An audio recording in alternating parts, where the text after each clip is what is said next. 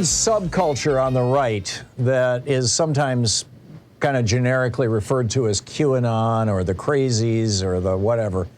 And I mean, it's been there forever. It's been there throughout my lifetime. It was the John Birch Society when I was a kid. It was the anti-fluoride movement. I remember in the 70s, there was all this hysteria. I grew up in Lansing, Michigan, and I believe it was the early 70s. I might be mixing up my memories. I'd have to go back and fact check it, but it was around that time. It was when I was, a young person that Lansing decided that they were going to fluoridate their water supply. And the right-wingers went crazy, and there were protests, and they were debating it on television and whatnot.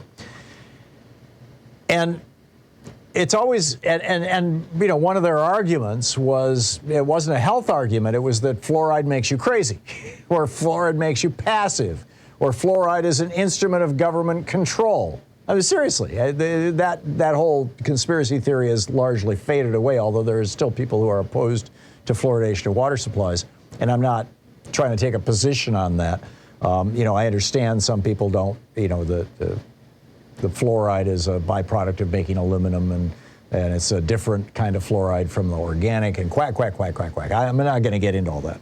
And I will say I do use fluoridized toothpaste, but the point is, setting aside fluoride, is that right-wing crazies have been with us always.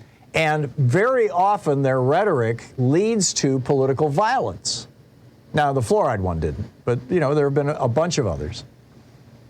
And the main thing that causes this, or one of the main things that causes this, is right-wingers asserting that there is some group within the government or some group that controls the government, and usually when they're talking about that, they use George Soros' name as a stand-in for wealthy Jewish people, because this is, the Protocols of the Elders of Zion, this phony document that was put together in 1910 by the Tsar's secret police, basically blaming all the problems of the world on Jews, still is around, still is believed, still is gospel for these people who are parts of these white supremacist militias and whatnot here in the United States.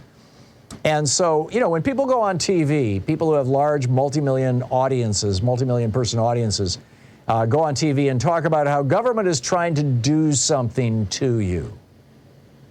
It's trying to pacify you, so you will not protest, so that you won't pick up your gun and go after the bad guys.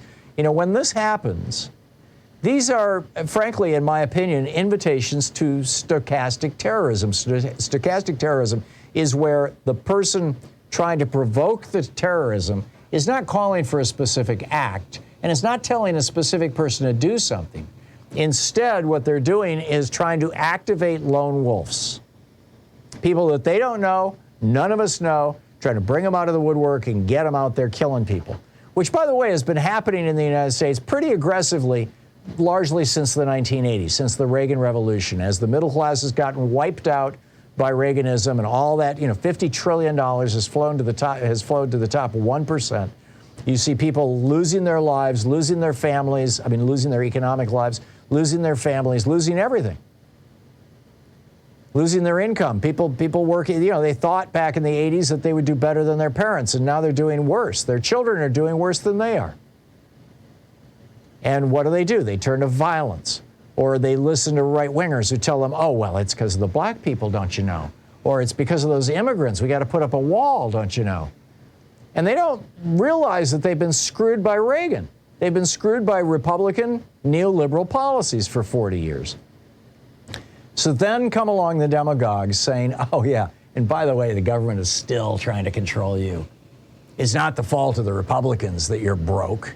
It's not the fault, it's not the fault of the morbidly rich in the United States that you're broke. Oh, no. It's government bureaucrats, and they're trying to sedate you. Which brings us to Tucker Carlson last night. Honest to God, this is amazing. These are quotes from his show. Quote, "The more atomized and unhappy American society becomes, the easier it is for them to control."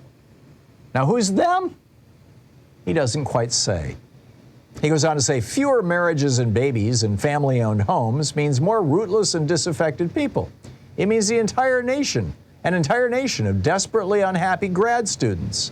Sandy Cortez, this is the slur that he uses to describe Alexandria Ocasio-Cortez, Sandy Cortez could become the queen of a country like that.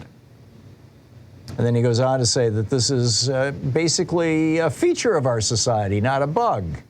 He says families are for the tech tycoons in Napa. They got a ton of kids. And for the Haitians huddled under the bridges at the border in South Texas, they got a ton of kids too. But for you, the middle-class American, sorry, your deepest desires are beyond reach. In other words, you can't afford a family anymore. Which, by the way, is true. It's the result. I mean, when Reagan came into office, 2/3 of us were in the middle class. Now it's about 45%. And people can't afford, student debt, low wages. People just can't even afford to start houses. So then he goes on to say, and this is where it gets really weird. He goes on to say, you have to wonder how long before Democrats sponsor legislation to distribute free cats to young people in the cities, placebos to replace the families they can no longer have. And then this is where it gets really weird. They're coming. That's coming along with SSRIs in the water supply, so you don't have to think too much about it. We're finally getting to see what their utopia feels like. Hope you feel better. Seriously? I mean, it's like the fluoride debates of 40, 50 years ago, all brand, and now it's SSRIs. They're going to put Prozac in our water? Really, Tucker? And who's this they? Joe Biden? The Trump administration? This is just tragic that this is our media and that there's millions of people watching this and thinking, oh yeah, that's a serious analysis. It's tragic.